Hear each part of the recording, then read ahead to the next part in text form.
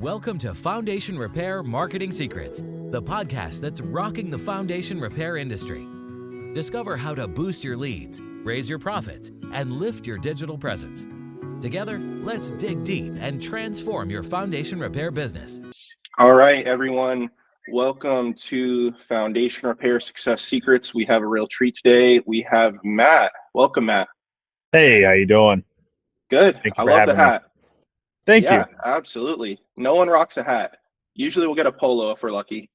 Yeah, no, I had it's a big representation of our brand is the Reliable Foundations hat. Awesome. Well, cool. Yeah, tell me, how did you get in the business? I started as an installer. I was in a career prior to construction. I was in law enforcement, and I made a big career change, got into construction. I was kind of doing it as a hobby at first. Then I became, kind of under a wing of another company, another foundation company out of Tennessee. Worked for them for a while, learned a lot from them, moved a little bit closer to my family down here in New Orleans, and, got my licensure and started kind of in the business that way. Super cool. So what was the hardest part and the best part of starting the business? The hardest part, as with any, is just getting your name out there. Here locally in New Orleans, there were several very, very large companies, been around, 100 plus years. So it was definitely, a fight at first getting my name out there. The easy part was my quality of work was really high, so it was very easy to work my way in and make a name for ourselves down here. Cool. I like it. Yeah, there are some of those just archaic type companies, and even them, like the archaic ones that get by, you feel. Are you seeing a lot of them don't use technology very well, or a lot of them are starting to embrace technology? I would say our competitors do not do a very good job technology-wise. I also don't think they do a very good job marketing-wise. Now, a couple of them, they have a larger marketing budget, but when it comes to the totality of what they are, they don't do a very good job, I don't think. Yeah, they kind of rest on their laurels. Okay, well, that's sweet. So you have an edge, it sounds like, right? You're younger, you're hungry, you've been in the business for some time now. What is that edge? Like, help me understand that marketing or the website, seeing your site looks awesome. How are you guys kind of executing your edge, I guess? So there's a couple things that help us. One, we're a part of a very large foundation network. There's roughly 126 of us in the network. And what that means is it's not a franchise, it's an actual network, a conglomerate of contractors that all do foundation work all across the nation, in Canada and in South Africa. And we all have kind of a goal or a set purpose, and that is to redefine the industry. So we really Mm, focus on a thorough inspection, a full procedure of processes that we start from beginning to end that we do every time we're with a customer. From the moment that they ever put their name down on a fill list, on our website, to the moment that they hand in their final check, we have a full process that we try to match through that entire time. okay, that's sweet. So that's kind of a backbone. What have you learned from that? Are you able to maybe name the group? Maybe some of our Yeah. audience could poke into that. Sure. So SupportWorks is a company out of Omaha, Nebraska. Like I said, they're one of the largest foundation networks in the United States. We're also in partnership with Contractor Nation, which is based out of Seymour, Connecticut. Contractor Nation and SupportWorks are business partners. They were at one point all one conglomerate together, but they've since split back in like 2016. So SupportWorks is a company that not only supplies us with the products that we use, they're a product supplier, but they help us and guide us in our processes. So, we have a software that's a proprietary software that we use for all of our bidding processes, all our sales process. They help us in figuring out a best way to market ourselves. So we work together in conglomerate with Contractor Nation and what's called Treehouse Marketing, which is their marketing service. They help kind of navigate how, the website, the SEO, the SEO, and all those things to help make sure that we are doing our part. And then, we have steps within our company that we do to help that. So, when we do a job, for instance, everybody takes before and afters, right? Like that's what everybody does every time you do a job. But in this sense, not only are we doing before and afters, but we're also making sure that we're uploading these to our Google pages, which are very important because it helps refresh our website. So then we slowly start climbing that list on Google. We do small project reviews of each project, or at least every other project that we try to do, and that gets uploaded to our Google pages. And we try to do that for every city because Google really pinpoints precise locations. So right now we're in New Orleans, but we also cover Baton Rouge, we also cover Lafayette, we cover the entire southern Louisiana area. And so we have multiple city pages that we've been creating over several years through before and afters, before customer reviews, our own project reviews, even blog posts that are connected to our Google pages. And that helps help us climb through that. That's super cool. All right. So if someone's listening to this, how do they maybe get involved with SupportWorks? Is that a payment basis? Is it a vetting process? They call them up, they email them. Like what would you recommend if they think that this sounds pretty good? Sure. So SupportWorks is a great company. That's actually the dealer I worked for in Tennessee was one of the dealers in the network. That's how I even got involved with them as an installer. I started installing their products. But the way it works is, there's a little bit of a vetting process. You reach out to SupportWorks. Like I said, they're in Omaha. They have a really good navigating team or recruiting team that are trying to find new foundation contractors that are out there in the network. And they'll go through, they'll have some questions. They'll figure out who you are as a company. Now, they also try not to cross ties with any other dealer that's already in the network, right? So like if there's a dealer within your area, they might not be so keen at getting you, set up in their network because they already have someone. The only fees you pay are through the product. So there is it's not a franchise, right? So you don't pay like monthly dues, you don't pay like yearly fees. You don't pay for any of it. It's called SupportWorks because they are literally supporting your company.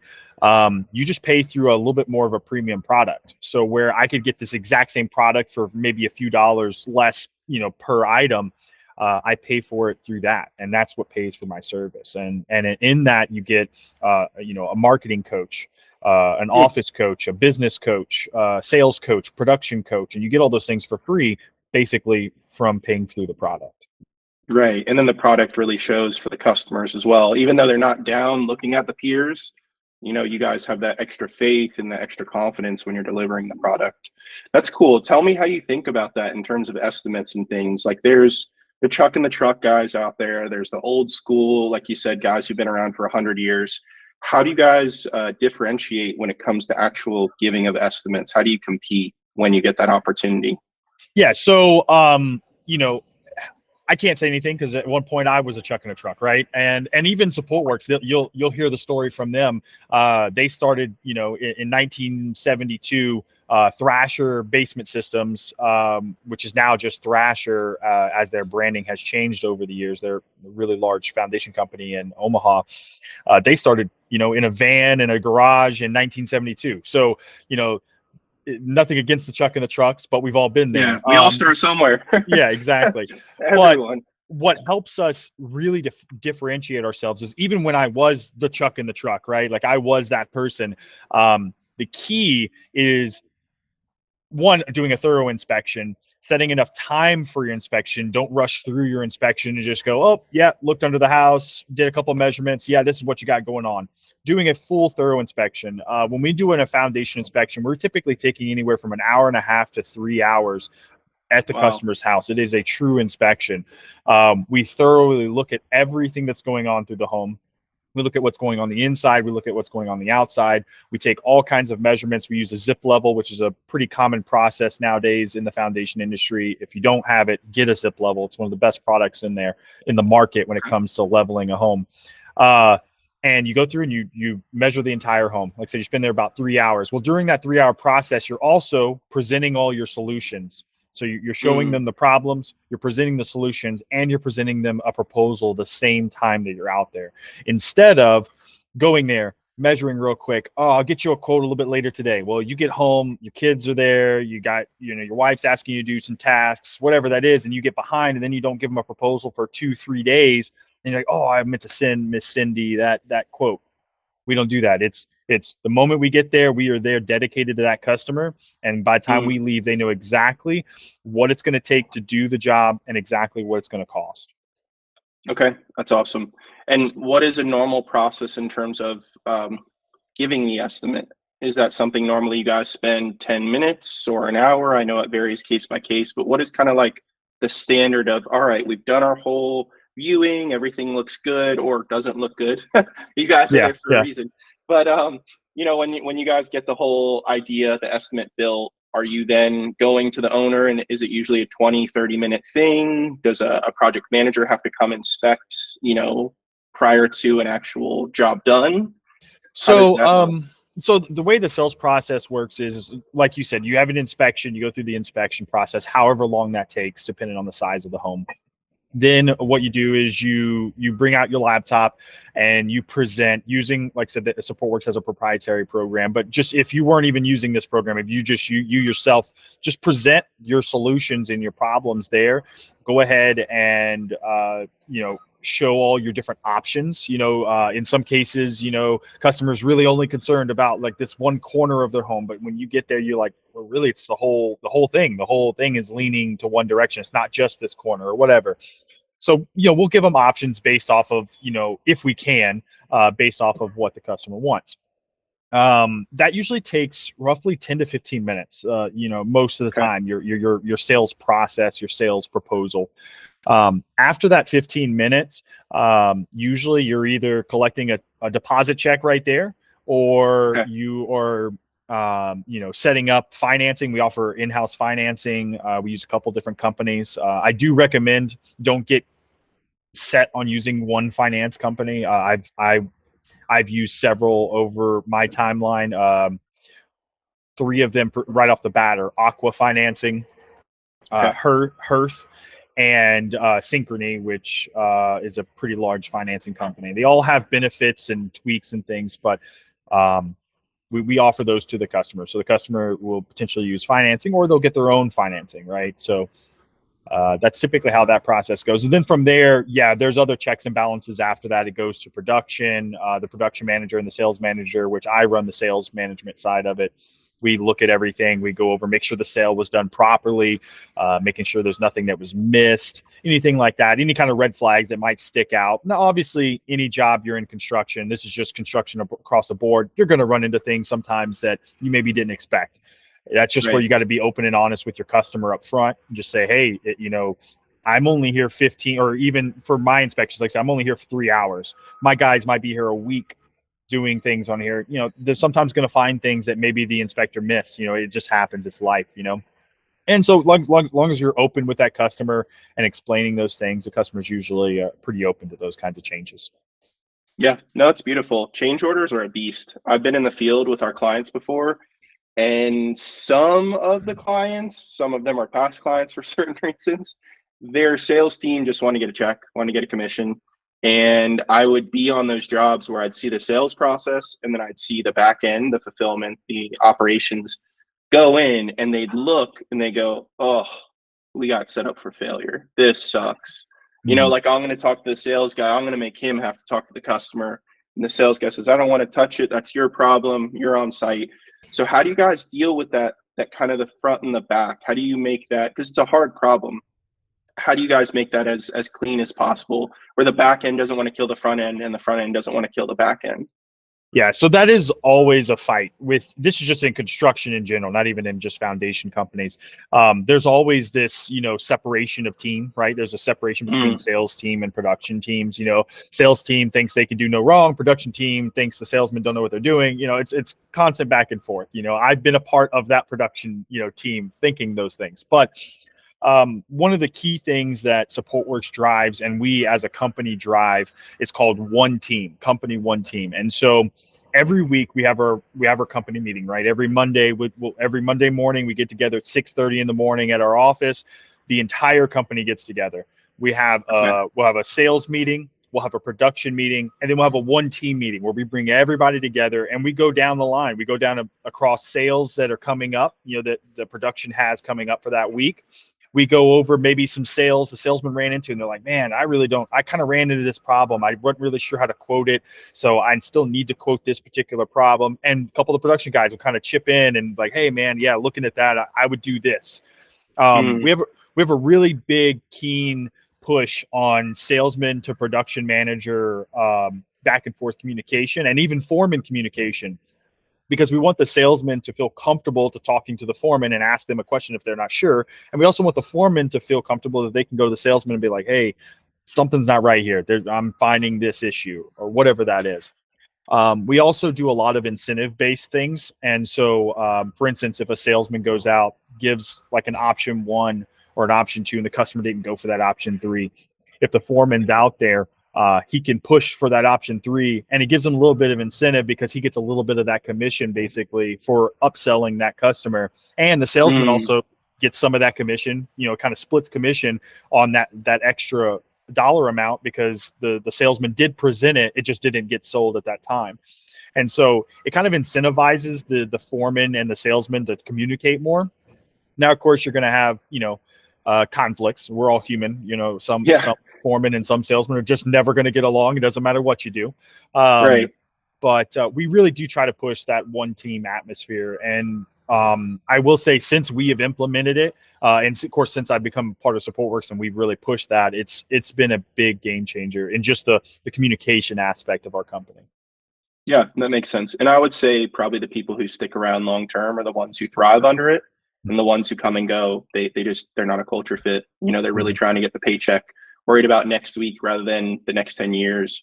Yep. Let me ask you on that.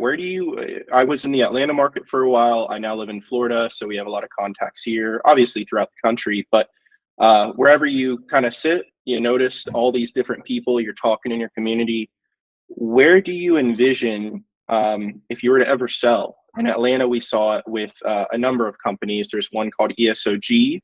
There's another that is AquaGuard. And yeah, do you have a line in the sand where you'd ever say, hey, magic number, $20 million, I'm out, or something of that nature? I don't think I would ever sell. Me and my business. So I have a business partner. His name is Vincent. We jumped in this together because we wanted to create not only a company that was successful and would help us be successful, but it was more so a culture thing. And you kind of hit that a little bit earlier. Culture is huge to us, like really building this culture and this brand and making it something to where our kids, our grandkids, our future can really take this over and make this something that's really just extraordinary. Now, that being said, we do know that things change all the time. I have been seeing even within the SupportWorks network, there's 126 of us.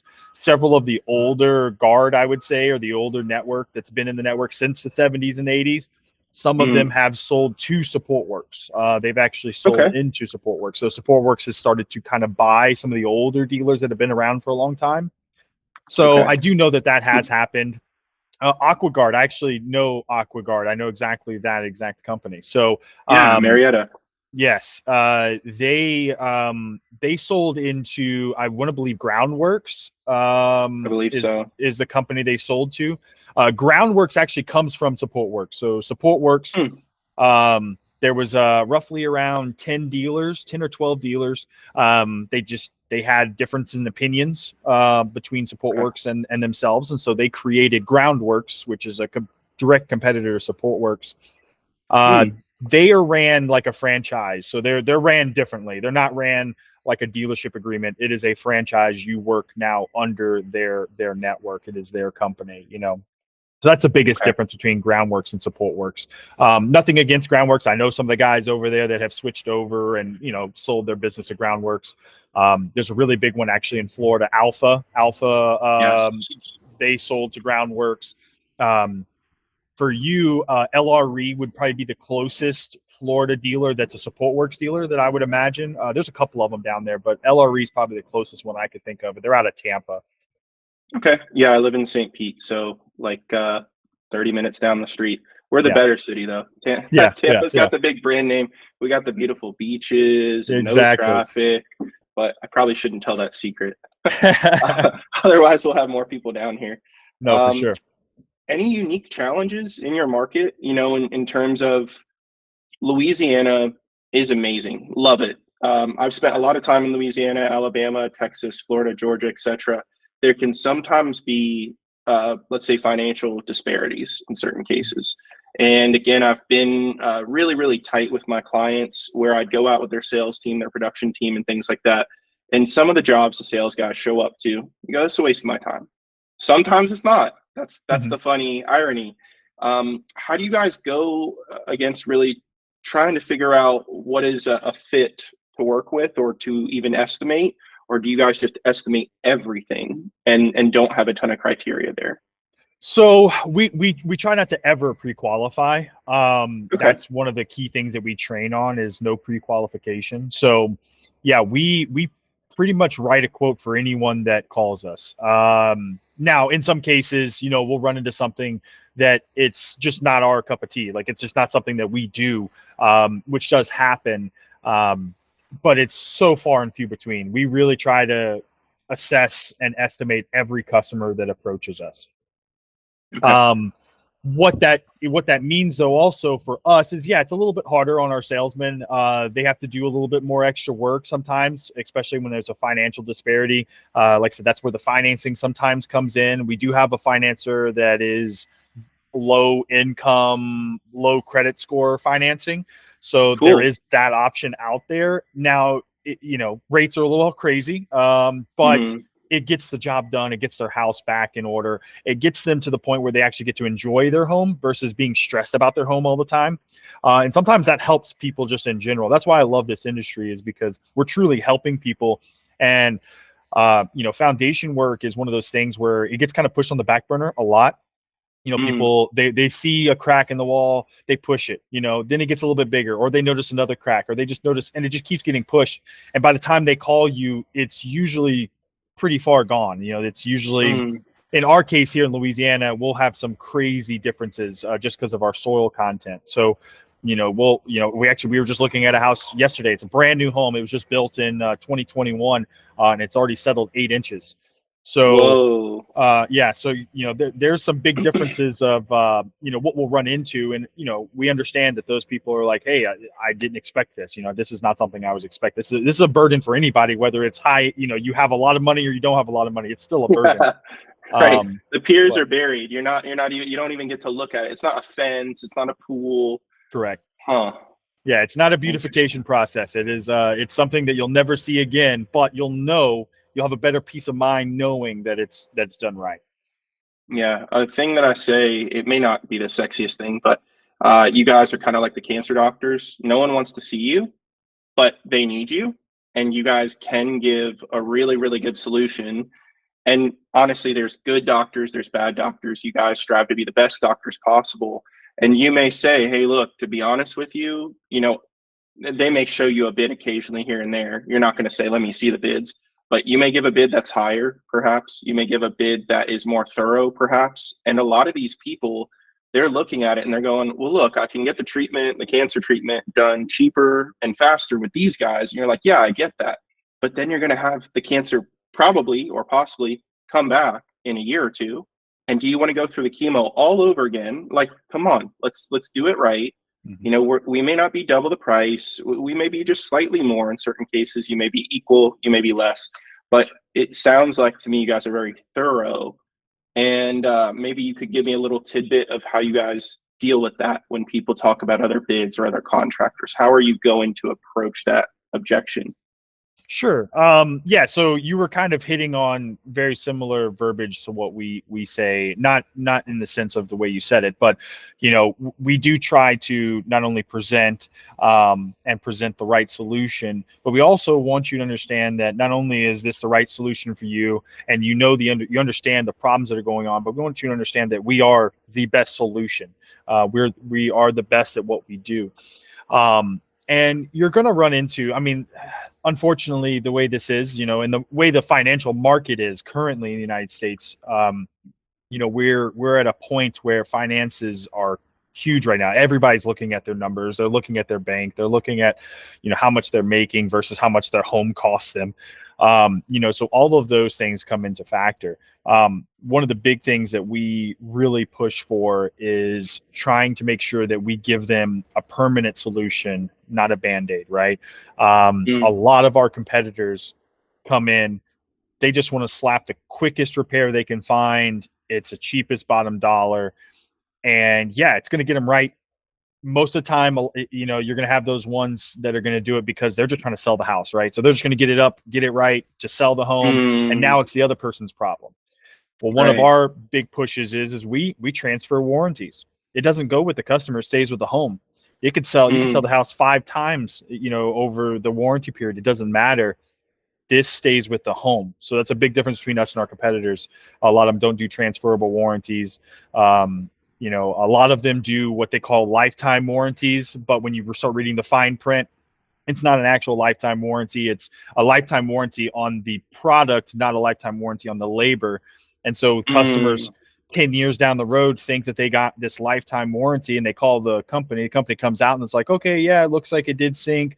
We'll cover the materials, which are in some cases some of the cheaper part of the project, and then they're charging them 10, 12 grand to do the repair on a warranty job. And now they've already spent half of whatever it was that they spent in the first place to get the job done. So we have a lot of things that we use and utilize, and one is our warranty. It's fully transferable. It's a no questions, no hassle warranty.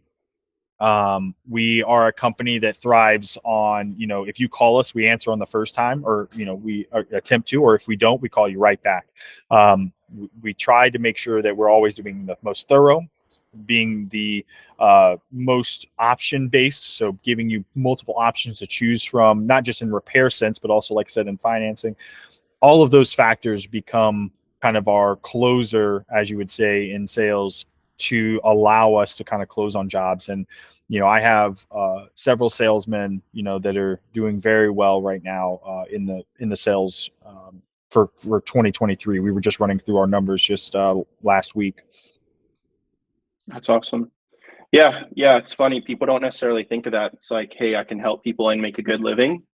There's some gigs where it's like, are you really helping people you're selling? Are you really helping though? I kind of look at it almost where you guys are saving the girl from the bad guy at the bar. You're like, this guy's going to be a jerk, but he could approach you, and he'll approach every girl in here, but he's going to be a terrible guy.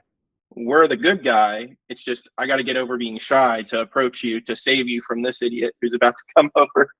Yeah. So, and it speaks to your warranty as well, where I don't think you guys would have such an upstanding warranty if you didn't do good work, because it's not good business to be like, here's a rock solid warranty, and then we're not going to do a good job, because you're going to have to go back and forth and back and forth. These other guys, it seems like it's just kind of like almost a residual income scam. Like, we're going to throw this thing on about a lifetime warranty, and then when you call us, we got more money coming, and you're going to call us, no one else, because we already kind of have your hands tied. It's a weird one to think about that. Like, over the years, they're just collecting residual income because they're not doing it right the first time. Yeah. Okay.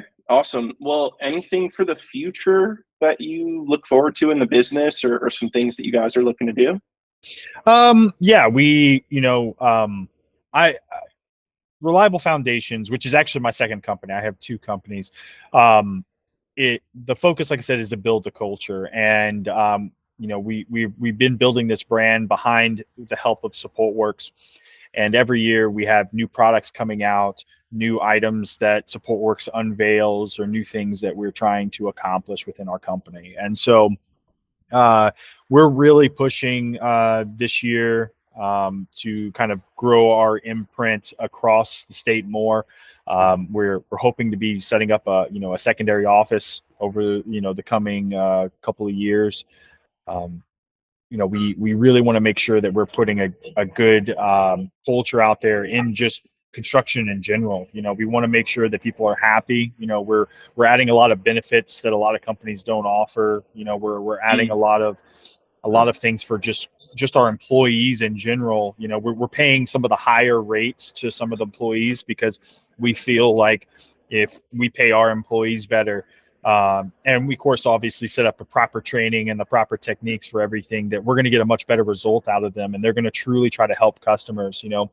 I don't know what some of the dealers or some other foundation companies are in your area or what you've dealt with, but we pay 10% commission for our salesmen, right? And so and it's 10%. If they sell the job and they do a good job, and there's no callbacks, or they completely missold it, and there's no kind of crazy gray area of anything, they did what they're supposed to do. It's 10%. Whether they sell $100,000 job or a $10,000 job, they're going to get their funds. And so that's been a really big push of ours, is just really trying to make sure that our employees are happy, which then in turn is going to make our customers happy, and we're going to have a great product in the end.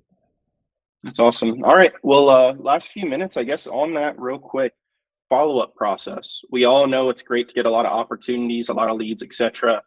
Do you guys have a system? I remember from AquaGuard, they had an approach where they did hybrids. They had the guys go out, they do their first approach or two, and then I think it was like if the deal didn't close within a week or two after seeing the prospect, they had an internal team who ran through a follow-up process. Do you guys do a hybrid? Is it fully on the salesman? So that's pretty common through all of SupportWorks. And like I said, AquaGuard used to be a part of SupportWorks. They're a part of GroundWorks now. It's a very similar process.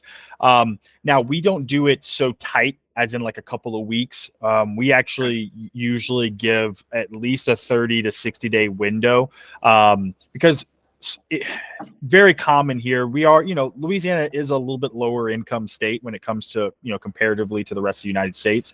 But we understand that our salesmen are doing a lot of follow-up consistently. So we have spreadsheets and different things that we use to make sure that they're staying on top of their most recent sales.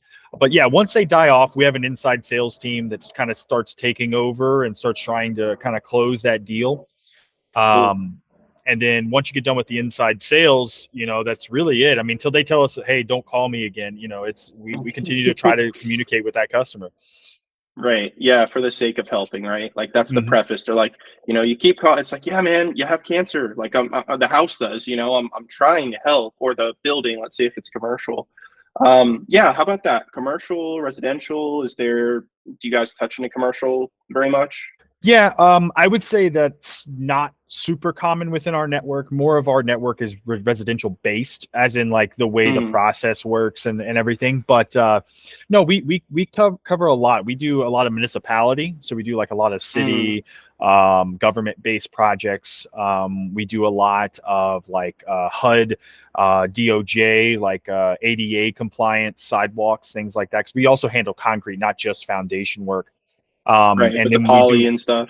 Yeah, with the poly foam, and we do a lot of residential, but we do a lot of commercial, a lot of new pours too. We do a lot of foundation new pours, which is, like I said, once again, not super common within the SupportWorks network. There are a few dealers, but most of the network is built on retrofitting or repairing foundations. Okay, got it. Well, last question is, there are 2 or 3 things you wish you could know when you started the business versus that now. What would those things be? It's big for our audience just to kind of like really quickly siphon into your brain with that question. Any things that come to mind?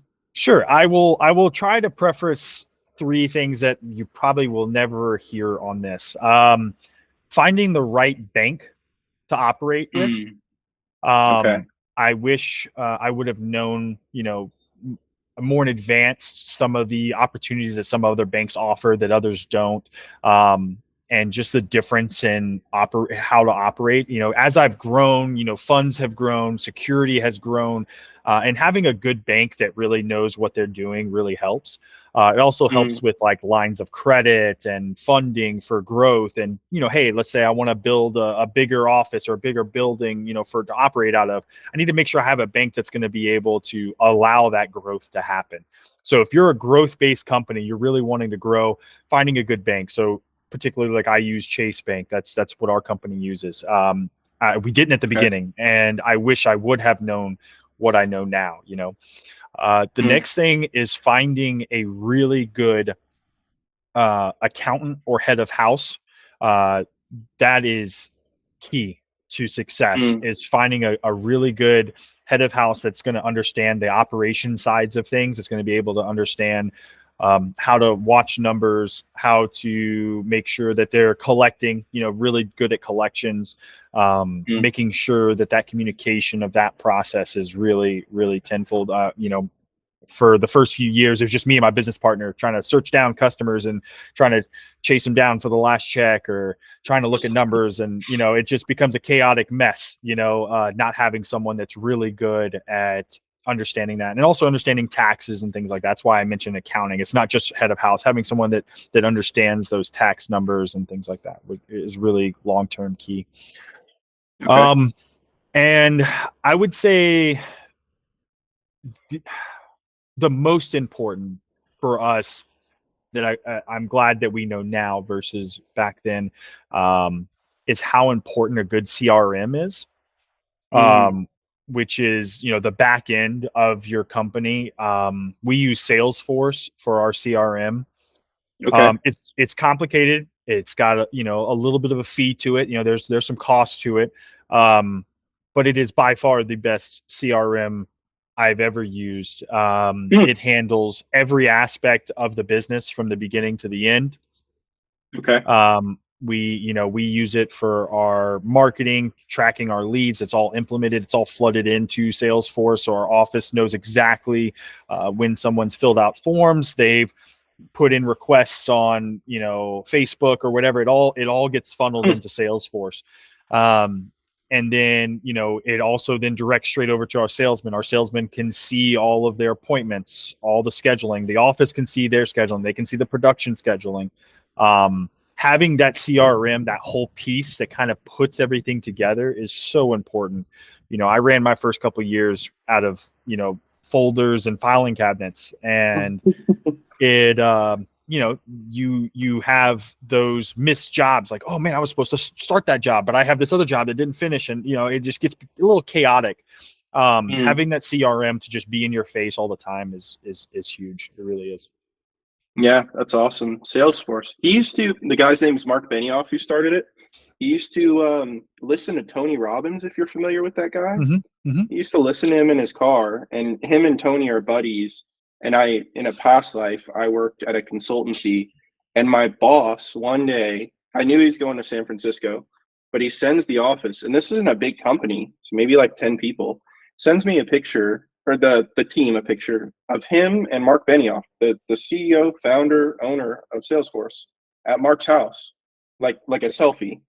And I'm like, Bruce, I knew you were going out there on a trip, but I didn't know you were going to meet with Mark. He's like, oh yeah, we're old buddies. And I'm like, whoa, that's wild. Mark is huge, yeah. Like insane money.